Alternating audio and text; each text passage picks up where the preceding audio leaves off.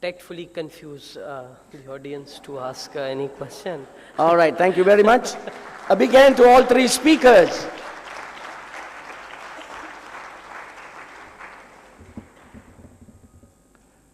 Tact and diplomacy, I think, is Sohail's second name.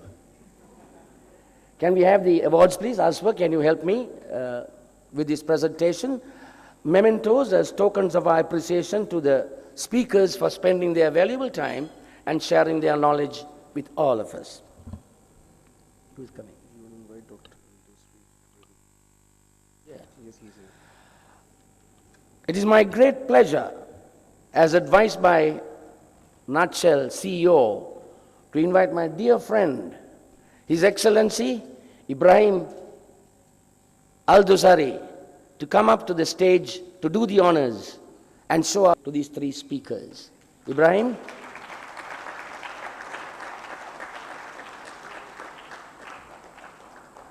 As you know, His Excellency is the advisor to the Prime Minister of Bahrain. He's also a scholar in his own right. He's got his doctorate as well, and he's also a great supporter of Nutshell. Give him a thundering round of applause, everybody.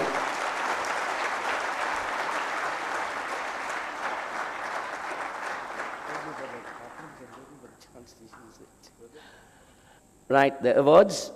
The first presentation will go to that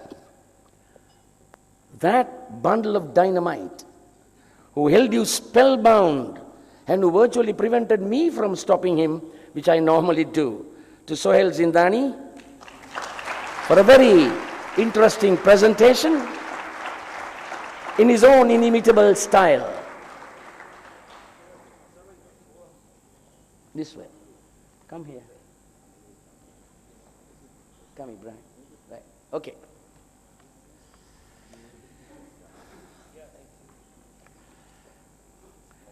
Today, with all these digital cameras and the advancement of technology, we are deprived of the pleasure of looking through a photograph album. Anyway, for the second presentation, to Ismail Mapara.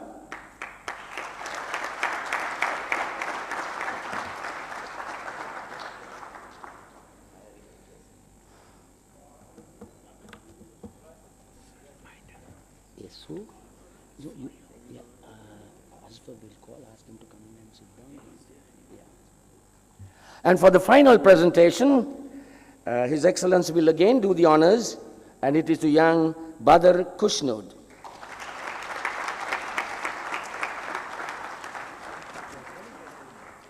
To me, it was quite evident that the young man is full on top of his job, and I think he's one of the technical experts in this part of the world. I wish you well and a bright and adventurous career. Your Excellency, thank you very much.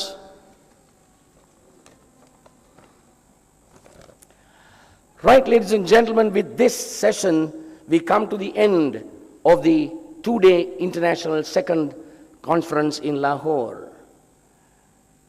There were many interesting thoughts that were presented, different perspectives, new ideas, and you, ladies and gentlemen, also very actively interacted. Some agreed. We can agree on certain principles and ideas, but we can also agree to disagree on certain things. But in the final evaluation, what matters is, through the medium of a forum of this nature, is not the camaraderie and fellowship, which are virtually byproducts of an exercise like this, but what you can carry away back to your companies. That is the essential ingredient. And more than that, the final litmus test is how you can intelligently evaluate these practices in relation to the current practices that you are following in your respective companies and create the change that is vital in the context of today. Companies, private sector in particular, based on the fiscal policies, I'm not competent to talk about economics so much, but I read this in the papers. The private sector is finding it rather difficult in terms of borrowing, but all those are challenges that managers of today will have to face. This is why Peter Drucker, he has written 9 books on the theory and practice of management. He says the job of a good manager is not to minimize risk, but to maximize opportunity. Now, some of the younger guys here don't say, Dr. Mahanama said, don't minimize risks, so from tomorrow I'm going to take all the risks, you might lose your job. But if you read Drucker, he will explain risk. He says, identify the risk, understand the risk. What are the consequences of that risk? What are the options available to overcome that risk? What are the financial implications of each one of those options? And finally, Drucker says, take a calculated risk. So we need managers today all over the world, particularly in our part of the world, who have the guts to take such decisions. But because we are dealing with the monies and finances of our shareholders, there's a big responsibility to see that we don't rush into change, but that we do the changes very, very carefully and intelligently. Talking about opportunities, one of my friends, Bertil Lindskog from Sweden, he told me, Upali, when I got married first, why I say first is they get married so many times in the Nordic countries. She said, when I got married first, I booked into a seaside resort for my honeymoon for 6 nights and 7 days.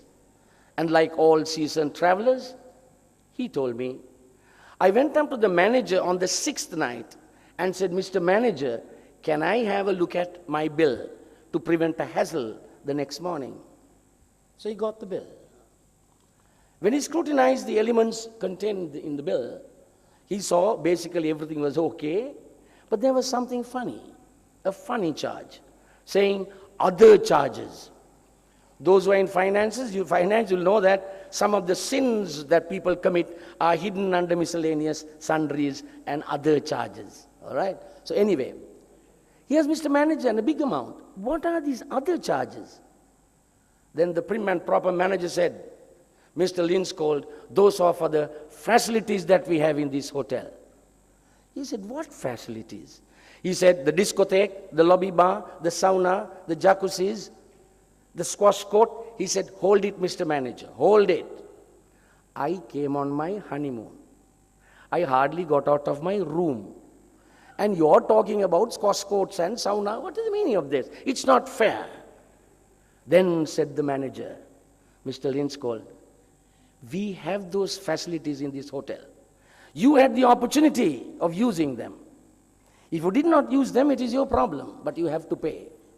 So he said, you had the facilities, I had the opportunity, even if I didn't use, I have to pay. Yes, sir, hotel policy. He came the next day and told the manager, I'll pay the bill, here's my bill to you. Then the manager said, Mr. Lindskog, customers don't give us bills. It doesn't matter, that's my bill. He looked at it and he was aghast. It said, for having a secret love affair with my brand new bride. And he put a big charge. He said, Mr. Lindskog, I had an affair, secret love affair with your brand new wife? I hardly saw her. He said, yes, you hardly saw her, but you had the opportunity.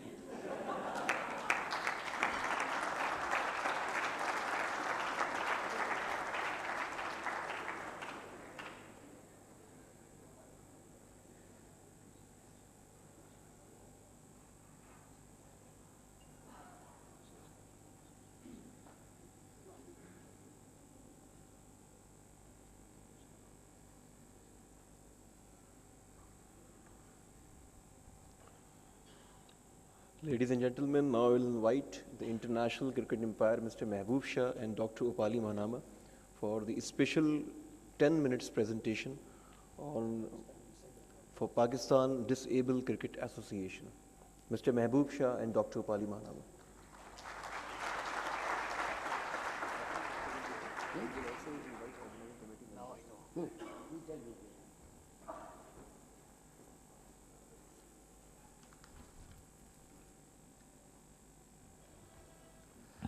The gentleman who is now walking is one of my dearest friends, one of the finest products in the field of cricket umpiring that this world has seen. Put your hands together for Mr. Mehboob Shah.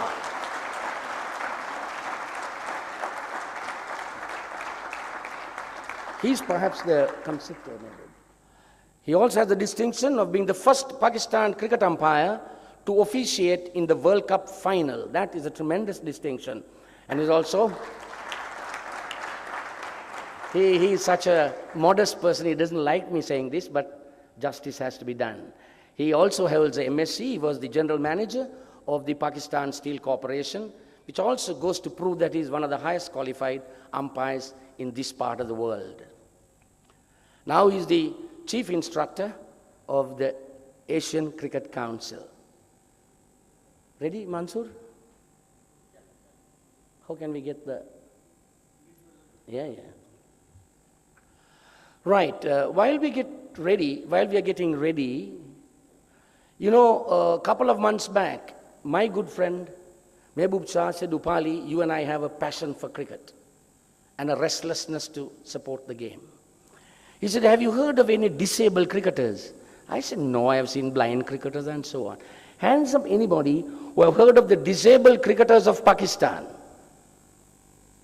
Good. Just a few, a sprinkling. In Pakistan, in 12 cities, there are regional associations which are started by a very dynamic gentleman who I will introduce to you in a short time. Mansoor, how does it operate? And they also have the Pakistan Disabled Cricketers Association.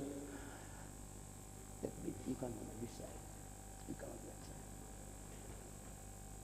And they are in these 12 cities. We have decided, Mr. Mehboob Shah, Honorary International Director, and I have very happily agreed to function as their marketing consultant, because marketing is my profession, because I love to support these boys, some of whom I will present.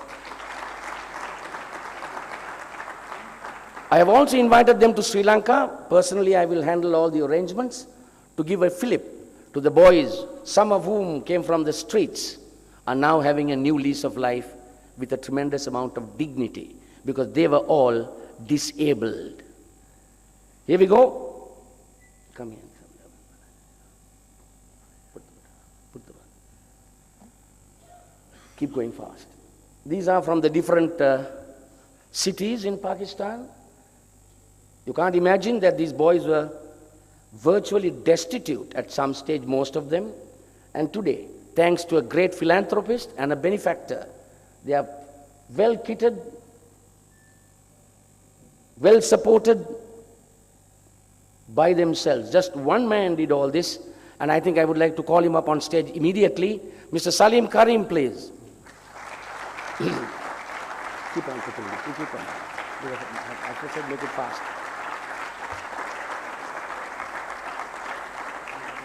No, you keep on. No, keep on. Hold it now. Mr. Karim.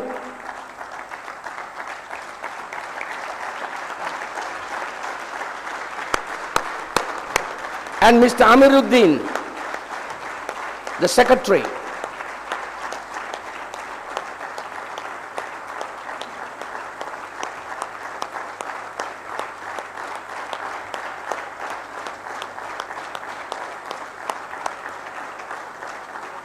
Maybe you come here, no? Maybe you come here and I can stop you and tell you on this side.